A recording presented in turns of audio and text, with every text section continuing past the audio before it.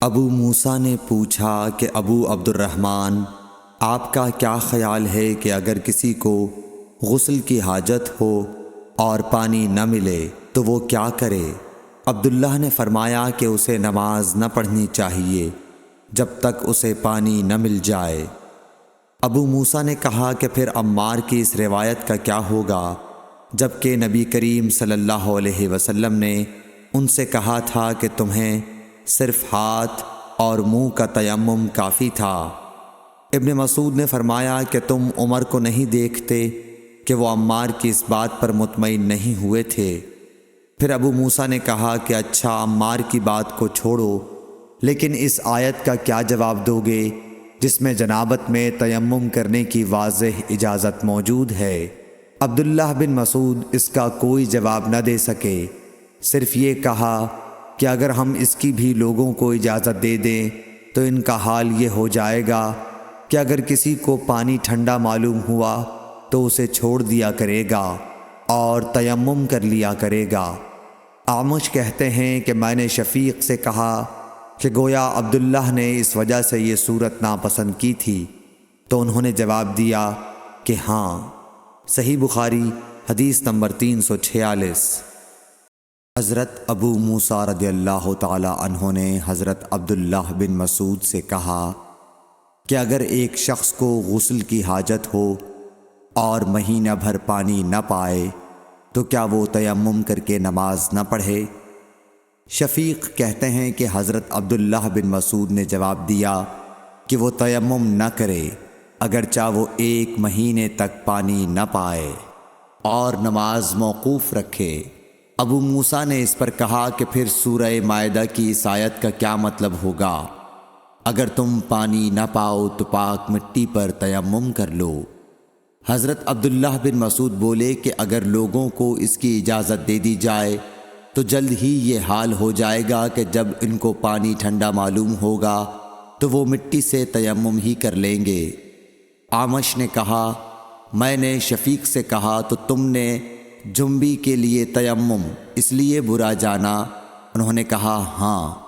پھر حضرت ابو موسیٰ اشعری رضی اللہ تعالیٰ عنہ نے فرمایا کہ کیا آپ کو حضرت عمار کا حضرت عمر بن خطاب رضی اللہ تعالیٰ عنہ کے سامنے یہ قول معلوم نہیں کہ مجھے رسول اللہ صلی اللہ علیہ وسلم نے کسی کام کے لیے بھیجا تھا، سفر میں مجھے غسل کی ضرورت ہو گئی لیکن پانی نہیں ملا، اس لیے میں مٹی میں جانور کی طرح لوٹ پوٹ لیا۔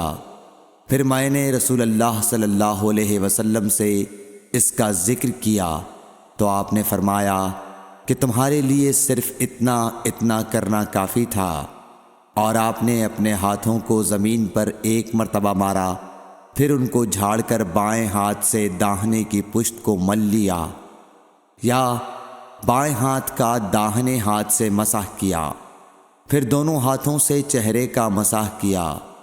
عبداللہ نے اس کا جواب دیا کہ آپ عمر کو نہیں دیکھتے کہ انہوں نے عمار کی بات پر قناعت نہیں کی تھی؟ اور یعلی بن عبید نے اعمش کے واسطے سے شفیق سے روایت میں یہ زیادتی کی ہے کہ انہوں نے کہا کہ میں عبداللہ اور ابو موسیٰ کی خدمت میں تھا، اور ابو موسیٰ نے فرمایا تھا کہ آپ نے عمر سے عمار کا یہ قول نہیں سنا کہ رسول اللہ صلی اللہ علیہ وسلم نے مجھے اور آپ کو بھیجا، پس مجھے غسل کی حاجت ہو گئی اور میں مٹی میں لوٹ پوٹ لیا۔ پھر میں رات رسول اللہ صلی اللہ علیہ وسلم کی خدمت میں حاضر ہوا اور آپ سے صورتحال کے متعلق ذکر کیا تو آپ نے فرمایا کہ تمہیں صرف اتنا ہی کافی تھا، اور آپ نے چہرے اور ہتھیلیوں کا 1 ہی مرتبہ مسح کیا۔ صحیح بخاری حدیث نمبر 347۔ عمران بن حسین خزائی سے روایت ہے کہ رسول اللہ صلی اللہ علیہ وسلم نے ایک آدمی کو دیکھا کہ الگ کھڑا ہوا ہے اور لوگوں کے ساتھ نماز میں شریک نہیں ہو رہا ہے۔ آپ نے فرمایا کہ اے فلاں، تمہیں لوگوں کے ساتھ نماز پڑھنے سے کس چیز نے روک دیا؟ اس نے عرض کی، یا رسول اللہ، مجھے غسل کی ضرورت ہو گئی اور پانی نہیں ہے۔ آپ نے فرمایا پھر تم کو پاک مٹی سے تیمم کرنا ضروری تھا۔ ابو ذر غفاری رضی اللہ تعالی عنہ یہ حدیث بیان کرتے تھے کہ حضرت صلی اللہ علیہ وسلم نے فرمایا کہ میرے گھر کی چھت کھول دی گئی۔ اس وقت میں مکے میں تھا۔ پھر جبرائیل علیہ السلام اترے اور انہوں نے میرا سینہ چاک کیا، پھر اسے زمزم کے پانی سے دھویا، پھر ایک سونے کا تشت لائے جو حکمت اور ایمان سے بھرا ہوا تھا، اس کو میرے سینے میں رکھ دیا، پھر سینے کو جوڑ دیا، پھر میرا ہاتھ پکڑا اور مجھے آسمان کی طرف لے کر چلے۔ جب میں پہلے آسمان پر پہنچا تو جبرائیل علیہ السلام نے آسمان کے داروغہ سے کہا کھولو۔ اس نے پوچھا آپ کون ہیں؟ جواب دیا کہ جبرائیل۔ پھر انہوں نے پوچھا کیا آپ کے ساتھ کوئی اور بھی ہے؟ جواب دیا ہاں، میرے ساتھ محمد صلی اللہ علیہ وسلم ہے۔ انہوں نے پوچھا کہ کیا ان کے بلانے کے لیے آپ کو بھیجا گیا تھا؟ کہا جی ہاں۔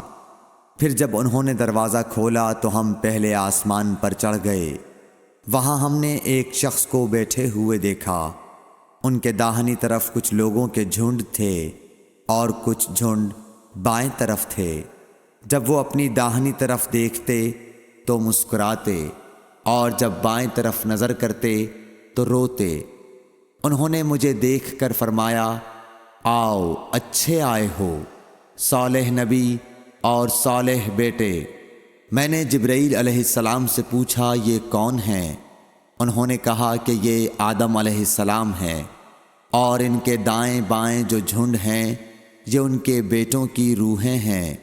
جو جھنڈ دائیں طرف ہیں وہ جنتی ہیں، اور بائیں طرف کے جھنڈ دوزخی روحیں ہیں۔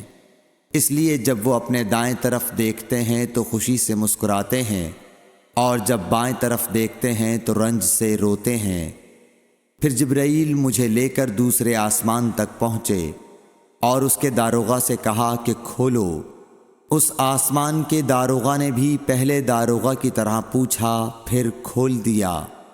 حضرت انس رضی اللہ تعالی عنہ نے کہا کہ ابو ذر نے ذکر کیا کہ آپ صلی اللہ علیہ وسلم یعنی نبی صلی اللہ علیہ وسلم نے آسمان پر آدم، ادریس، موسیٰ، عیسیٰ اور ابراہیم علیہ السلام کو موجود پایا، اور ابو ذر نے ہر ایک کا ٹھکانہ نہیں بیان کیا، البتہ اتنا بیان کیا کہ حضور صلی اللہ علیہ وسلم نے حضرت آدم کو پہلے آسمان پر پایا اور حضرت ابراہیم کو چھٹے آسمان پر۔ انس نے بیان کیا کہ جب جبرائیل علیہ السلام نبی کریم صلی اللہ علیہ وسلم کے ساتھ ادریس علیہ السلام پر گزرے تو انہوں نے فرمایا کہ آؤ اچھے آئے ہو، صالح نبی اور صالح بھائی۔ میں نے پوچھا یہ کون ہیں؟